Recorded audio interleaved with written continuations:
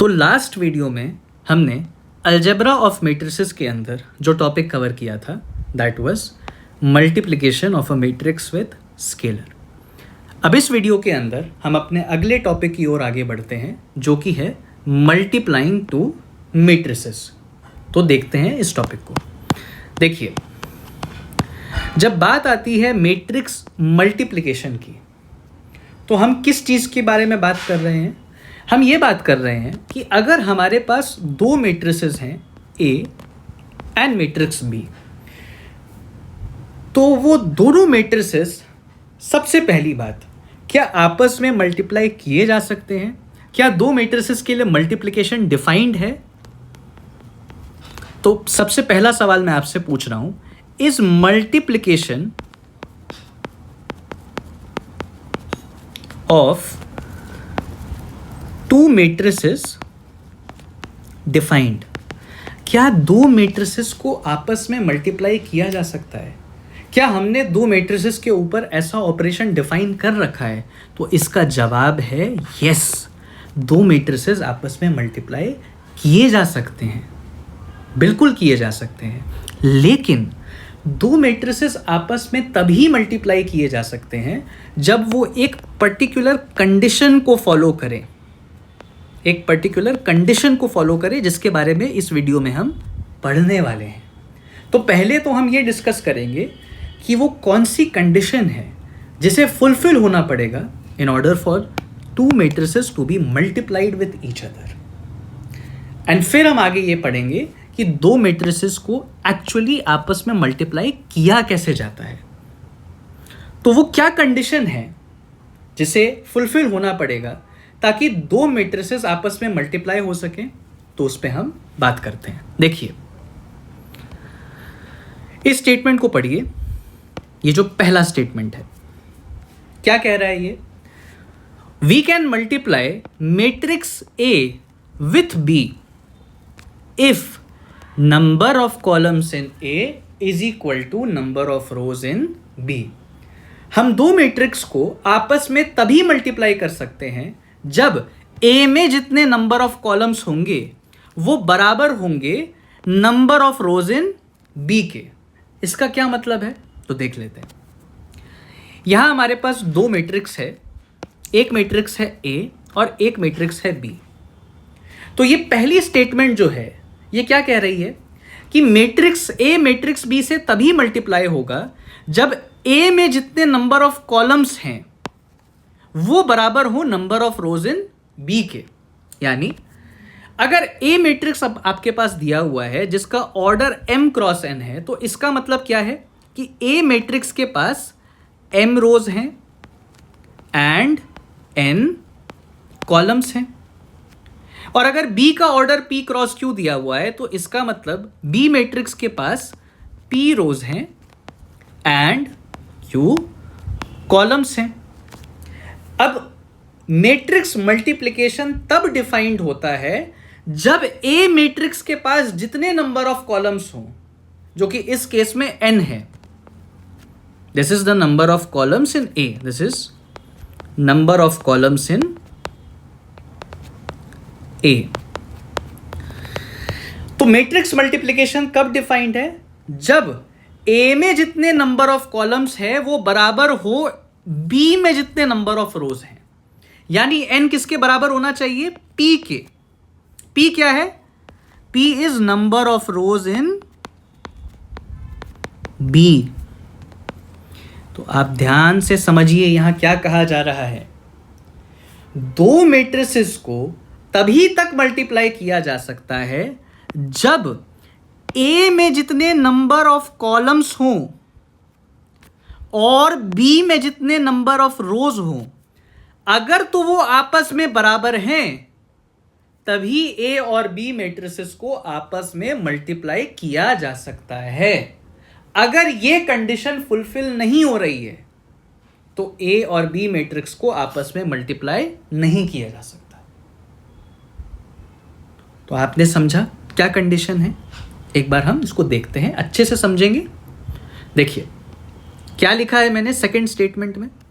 मैंने second statement में ये लिखा है कि अगर मेरे पास एक मैट्रिक्स है ए जिसका ऑर्डर है m क्रॉस n और मेरे पास एक मैट्रिक्स है b जिसका ऑर्डर है p क्रॉस q, तो इन दोनों मैट्रिसेस को मल्टीप्लाई होने के लिए ये जो साइन है दिस इज फॉर मल्टीप्लिकेशन, ये मल्टीप्लिकेशन तभी तक पॉसिबल है इन दोनों मैट्रिसेस के बीच में, ये तभी तक पॉसिबल है जब जितने नंबर ऑफ कॉलम्स ए में है जो कि n के बराबर है वो बराबर हो जाए जितने नंबर ऑफ रोज बी में है उसके।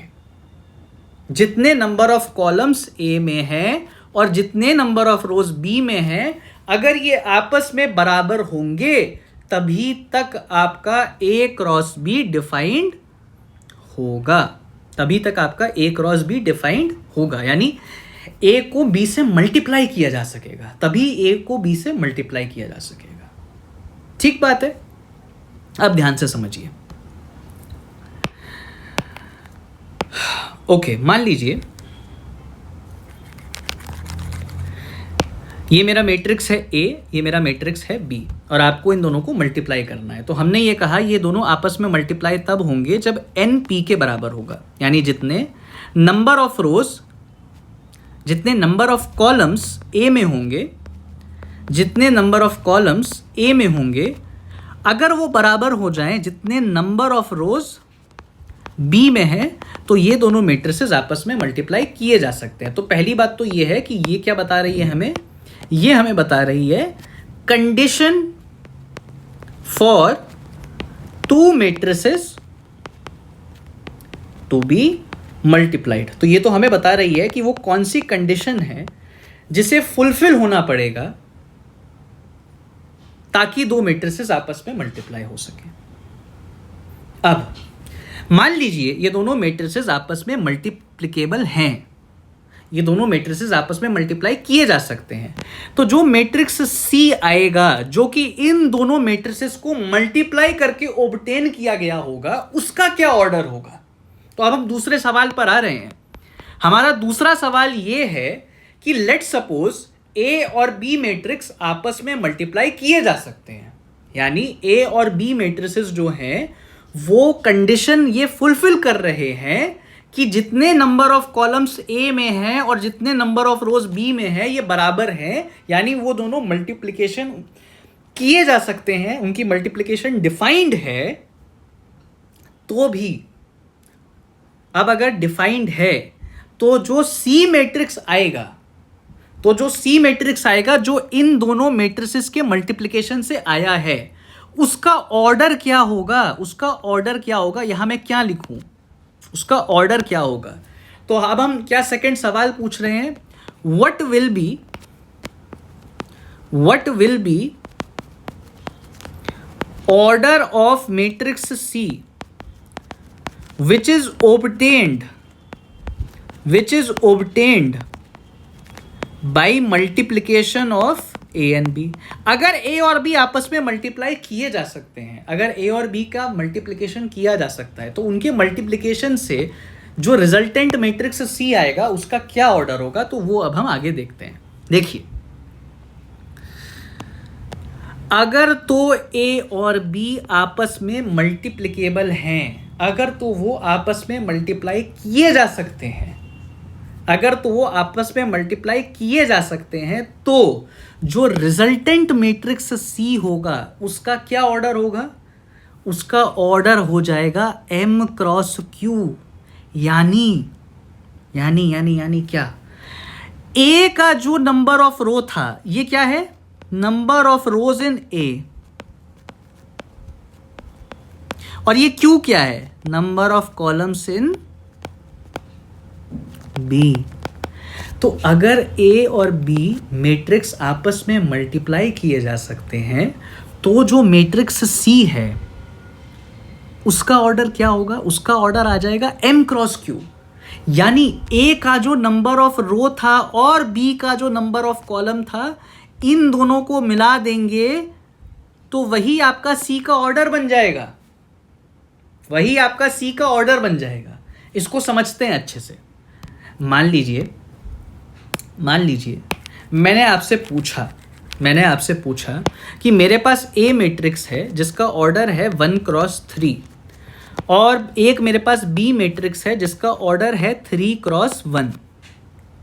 तो सबसे पहले मैंने आपसे सवाल पूछा, सबसे पहला सवाल मेरा सबसे पहला सवाल ये है, क्या ए और बी मैट्रिसेस को आपस में मल्टीप्लाई किया जा सकता है?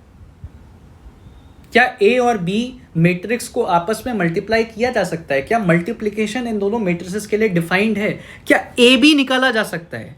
ए बी मतलब ए इंटू बी। अगर कोई पूछे कि is A be defined or not, A be defined or not का मतलब क्या है कि क्या ए इंटू बी किया जा सकता है? क्या ए इंटू बी किया जा सकता है? तो कैसे चेक करेंगे कि ए इंटू बी किया जा सकता है कि नहीं? ए इंटू बी तभी तक किया जा सकता है जब जो नंबर ऑफ कॉलम्स ए में हैं और जो नंबर ऑफ रोज बी में है वो दोनों बराबर हो। तो क्योंकि यहां पे ए में नंबर ऑफ कॉलम्स 3 है और बी में नंबर ऑफ रो 3 है, इसीलिए ए बी डिफाइंड है, यानी ए और बी को मल्टीप्लाई किया जा सकता है। तो ए बी क्या है? A B is that matrix which is obtained by multiplication of A and B. सही बात है। अब मैं आपसे दूसरा सवाल ये पूछ रहा हूं कि ये जो ए बी मैट्रिक्स आपकी आई, ए और बी मैट्रिक्स को मल्टीप्लाई करने पर इसका ऑर्डर क्या होगा? तो हमने कहा इसका वो ऑर्डर होगा जो ए में नंबर ऑफ रोज हैं और बी में नंबर ऑफ कॉलम्स हैं वो, यानी इसका ऑर्डर हो जाएगा 1x1। तो ध्यान से समझिए, दो सवाल हैं। पहला कि matrix multiplication for the given matrices first place पे डिफाइंड भी थी या नहीं? तो डिफाइंड बिल्कुल थी। क्यों? क्योंकि जितने ए में नंबर ऑफ कॉलम्स थे और जितने बी में नंबर ऑफ रोज थे ये बराबर थे। और फिर दूसरा सवाल हमने ये पूछा कि ए और बी को मल्टीप्लाई करने पर जो ए बी मैट्रिक्स आपको ऑब्टेन हुआ है उसका ऑर्डर क्या होगा? तो उसका वो ऑर्डर होगा जो ए में नंबर ऑफ रोज हैं और बी में नंबर ऑफ कॉलम्स हैं, उनको मिला के हमने लिख दिया ए बी का ऑर्डर। सही बात है। अब आप ध्यान से समझिए, मैं आपसे एक और सवाल पूछ रहा हूं और ध्यान से आपको आंसर करना है। ध्यान से आपको आंसर करना है। मैं अगर आपसे पूछूं कि is B A defined or not, is B A defined or not, तो इसका मतलब क्या है? जब आपसे वो पूछ रहा है कि बी ए डिफाइंड है या नहीं, तो वो आपसे ये जानना चाह रहा है क्या बी इंटू ए किया जा सकता है? क्या बी को ए से मल्टीप्लाई किया जा सकता है? भाई अभी कुछ देर पहले हमने देखा कि क्या ए बी डिफाइंड था या नहीं, जो कि हमने कहा बिल्कुल डिफाइंड था। ए इंटू बी बिल्कुल किया जा सकता था। क्यों? क्योंकि ए में जितने नंबर ऑफ कॉलम्स थे और बी में जितने नंबर ऑफ रोज थे वो बराबर थे, तो ए बी डिफाइंड था, मतलब ए बी को मल्टीप्लाई किया जा सकता है। अब हमसे सवाल ये पूछ रहा है, दूसरा सवाल, कि क्या बी ए डिफाइंड है या नहीं? क्या बी ए डिफाइंड है या नहीं? तो बी ए कब डिफाइंड होगा? बी ए तब डिफाइंड होगा जब बी को ए से मल्टीप्लाई किया जा सके। और आप ध्यान से एक बात समझ लीजिए, ए बी एंड बी ए ये दोनों डिफरेंट चीजें होती हैं।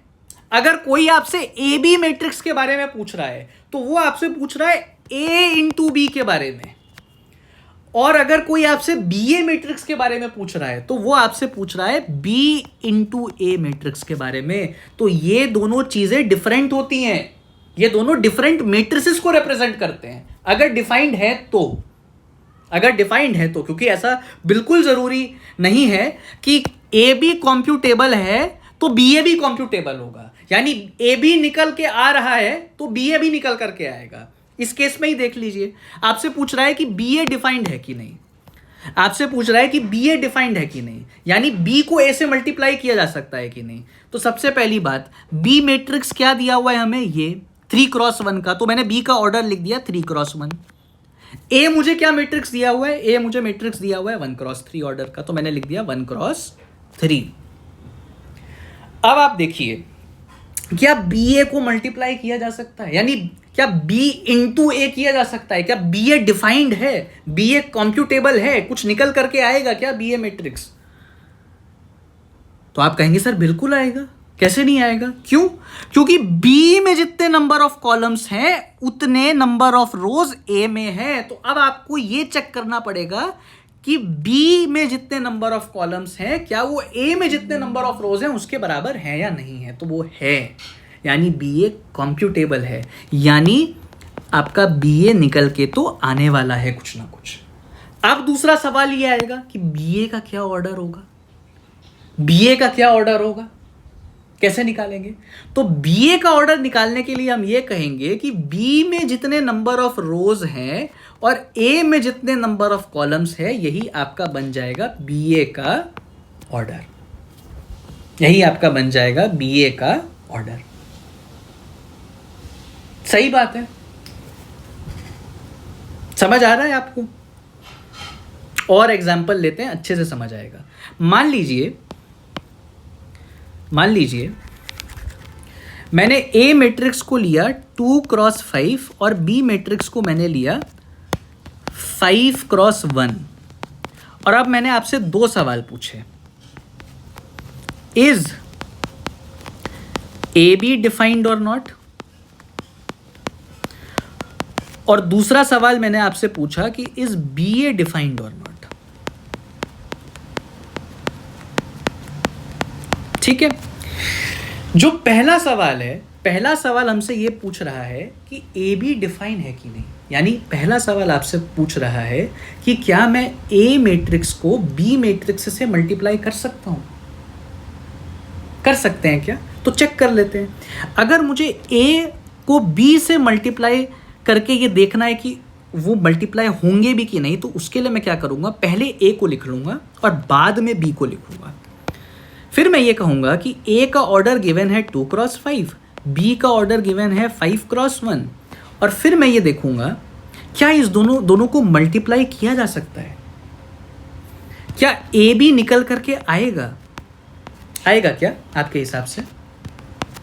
कैसे चेक करेंगे? हम ये कहेंगे since number of columns in A is equal to number of rows in B, क्योंकि ए में जितने नंबर ऑफ कॉलम्स हैं और बी में जितने नंबर ऑफ रोज हैं ये आपस में बराबर हैं, इसीलिए ए बी डिफाइंड है।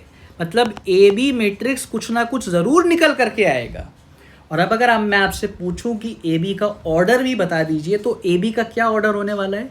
ए बी का वो ऑर्डर होने वाला है जो ए में जितने नंबर ऑफ रोज हैं और बी में जितने नंबर ऑफ कॉलम्स हैं, इसको मिला करके जो नंबर बनेगा that will be order of A B. तो ए बी यहाँ डिफाइंड है, और अगर अब डिफाइंड है तो उसका ऑर्डर भी हमने बता दिया कि 2x1 आएगा। ठीक बात है। सेकंड सवाल कर लेते हैं। सेकंड सवाल हमसे बोल रहा है कि क्या बी ए डिफाइंड है, क्या बी ए डिफाइंड है, यानी सेकंड सवाल हमसे ये पूछ रहा है क्या बी मैट्रिक्स को ए मैट्रिक्स से मल्टीप्लाई किया जा सकता है। तो उसको चेक करने के लिए क्या करेंगे, पहले मैं बी मैट्रिक्स को लिख लूंगा, तो मैंने लिखा बी का ऑर्डर इज 5x1, और सेकंड में क्या करूंगा, ए मैट्रिक्स को लिख लूंगा जिसका ऑर्डर है 2x5। अब आपसे ये पूछ रहा है क्या ये b इंटू ए ये ऑपरेशन किया जा सकता है, क्या बी ए निकल करके आएगा? सोच के बताइए, आप सोच के बताइए। अगर b का ऑर्डर 5x1 है और a का ऑर्डर 2x5 है, तो क्या बी ए डिफाइंड है? क्या बी ए डिफाइंड है? बिल्कुल भी डिफाइंड नहीं है। B A is not defined. Why? क्योंकि number of columns in B is 1। ये जो नंबर है ये 1 के बराबर है, और number of row in A is equal to 2। ये तो 2 के बराबर आ गया ना। ये और ये नंबर जब बराबर होते हैं तभी तो बी ए डिफाइंड हो पाता, क्योंकि number of columns in B and number of row in A ये अनइक्वल आ गए, क्योंकि ये बराबर नहीं आए, इसीलिए बी ए डिफाइंड नहीं है। यानी बी ए डिफाइंड नहीं है का मतलब क्या है, यानी आप बी मैट्रिक्स को ए मैट्रिक्स से मल्टीप्लाई नहीं कर सकते। और आप कमाल की बात देखिए, यहां ए बी डिफाइंड था, यानी ए इंटू बी पॉसिबल है, क्यों पॉसिबल था ए इंटू बी?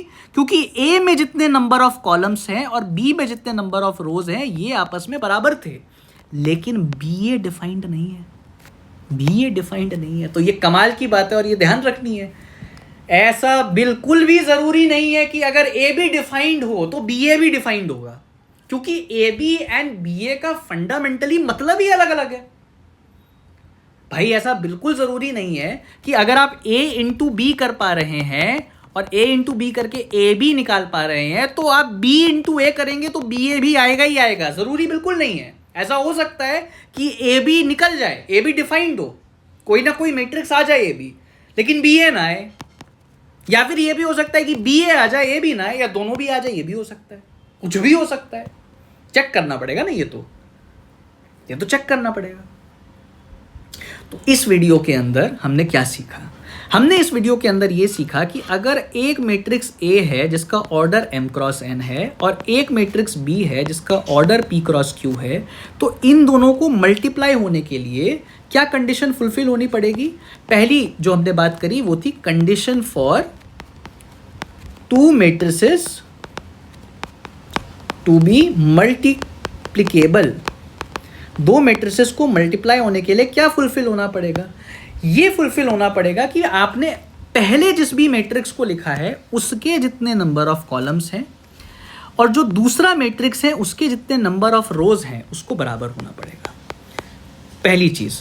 दूसरी चीज, अब इन दोनों मैट्रिसेस का मल्टीप्लिकेशन अगर डिफाइंड है तो जो भी ए इंटू बी करने के बाद ए बी मैट्रिक्स आया उसका ऑर्डर क्या होगा? उसका ऑर्डर क्या होगा? तो उसका ऑर्डर क्या होगा? यहां आ जाएगा नंबर ऑफ रोज इन ए जो कि m के बराबर है, और यहां आ जाएगा number of columns in v जो कि q के बराबर है। यानी पहले मैट्रिक्स में जितने नंबर ऑफ रोज हैं और दूसरे मैट्रिक्स में जितने नंबर ऑफ कॉलम्स हैं, इनको मिला करके आपका बन जाएगा ऑर्डर ऑफ ए बी।